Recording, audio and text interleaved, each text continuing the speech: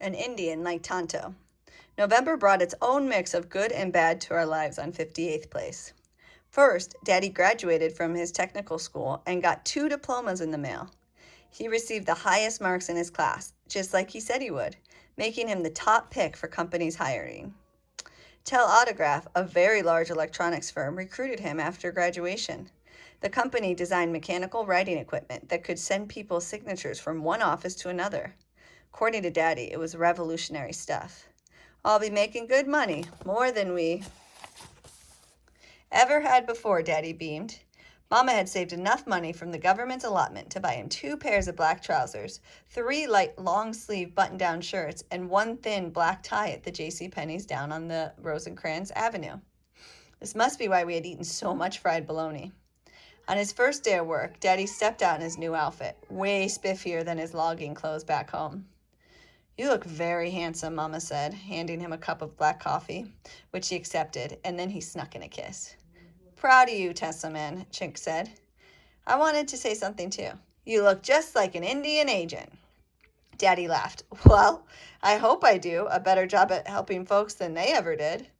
He hugged Pee-wee and me before we headed out to meet everyone and walked to school. Daddy still caught the number 5 bus to Westchester to get to his new job. As our group walked home from school that afternoon, Keith walked fast, saying he didn't want to miss the Lone Ranger. "Let me ask my mom if you can come over and watch it." "That'd be great. I've never seen it." "What? How?" "We don't have a television," I whispered so the other kids wouldn't hear me. "You've been to my house, remember?" "But you don't even have one back home?" "No, never." There, I confessed. We hardly ever had anything anyone here did. Back on the res, there was no need for a TV. We spent time outside, and during bad weather, we drew, read, or played games inside. When we got to our street, Keith ran inside to ask Miss Elsie. She said both Pee-wee and I were invited to watch an episode and stay for dinner. Mama agreed to let us go. Dinner consisted of pot roast, mashed potatoes, and something called greens. It smelt sort of like the cooked spinach they serve at school. But Keith assured me it wasn't. They said a prayer before the meal, but it wasn't the Catholic one we said over meals. It was a longer than that, what I was used to, thanking the Lord for almost everything that happened that day. After dinner, Miss Elsie served dessert in the living room. Us kids sat on the floor behind the coffee table. Mr. Bates walked over to the television set, turned the knob on, and adjusted the antenna on top till the black and white picture cleared up.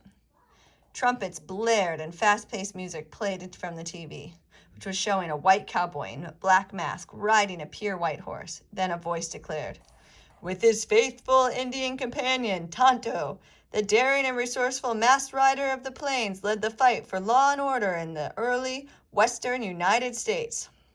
Next, a real Indian appeared, not some white actor with fake black braids and painted skin like Daddy said played most Indian parts in Hollywood. Tonto wore a fringed shirt and pants, which swayed with each footstep. Leather moccasins covered his feet. He had a thin leather strap tied around his forehead, and he owned a horse, Scout, a gorgeous paint pony. The actor's name, Jay Silverheels, appeared on the screen. Mr. Bates said he read in an interview with Jay Silverheels that he comes from the Mohawk tribe.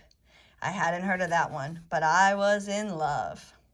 In this episode, the Lone Ranger and Tonto entered an Indian reservation where everyone owned horses, even the young Indian boys. Then I noticed the white actor spoke perfect English. However, the Indians, including Tonto, spoke broken English. No way I had ever heard any Indian talk like that. It sounded weird, but Tonto was still my hero. "I can see why you like this show so much," I told Keith after it ended. Pee-wee and I thanked Miss Elsie and Mr. Bates before returning our plates and cups to the kitchen. We raced across the street and flew through the front door. Daddy and Mama sat on the couch. Daddy lowered the newspaper as Mama looked up from a murder mystery she had checked out at the John Muir Library nearby. "Daddy, Daddy, I know what I want to be when I grow up." He tilted his head to the side. "Okay, I'll bite. What do you want to be when you grow up?" Daddy asked, paying full attention. I grinned. "I want to be an Indian when I grow up." Daddy and Mama stared at me, then at each other. Mama reached over to tap the ashes from her cigarette into the ashtray.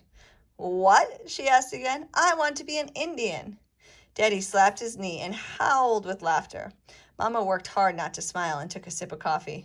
Girl, you already are an Indian, Daddy said, still laughing and wiping his eyes. I slumped to the floor. Not that kind of Indian, I moaned. An Indian like Tonto. He wears Indian clothing with moccasins. He even has a beautiful paint pony. In fact, all the Indians on TV have horses. Daddy smiled, motioning me to him. If we were that kind of Indian, where would we put all of our horses? In our tiny backyard? I folded my arms. Horses need a lot of land, sweetie. Maybe when you're older, you can buy a horse. Though for the life of me, I don't know where you would put it in Los Angeles. When I'm older, I plan to go back home, I muttered. Then I'll have all the land I need. We'll see. Can we buy a TV, Daddy? Pee-wee asked. Yeah, and you could watch The Lone Ranger to see what I'm talking about, I added. Televisions cost a lot of money, Mama said. Maybe one day. That one day came sooner than I thought. A couple of weeks before Thanksgiving, Daddy carried home a television set. I bought it from a guy for $15, he said. He carefully placed it in the corners of the living room and maneuvered the set like he was going to turn it on. I plan on fixing it. It doesn't work? That's a lot of money for something that doesn't work, said Mama. Trust me, I'll get it to work. Mama, Chich, Pee-wee, and I watched him as he traveled from the living room into the tiny laundry room and brought back his prized toolbox that Tell Autograph had given him. For the rest of the evening, Daddy scattered the television's guts all over the wooden floor. He carefully dusted off each tube and studied each circuit board. You are going to clean everything up when you're done, aren't you? Mama asked as Daddy tested another tube. Don't worry, Katie said. Mama checked each morning to make sure Daddy hadn't left any television parts on the floor. It seemed he buried his head deep inside the body of the set, working on it any minute he had free. I didn't know if Daddy could make the TV work, but I knew I wanted to watch Jay Silverheels play Tonto if he did.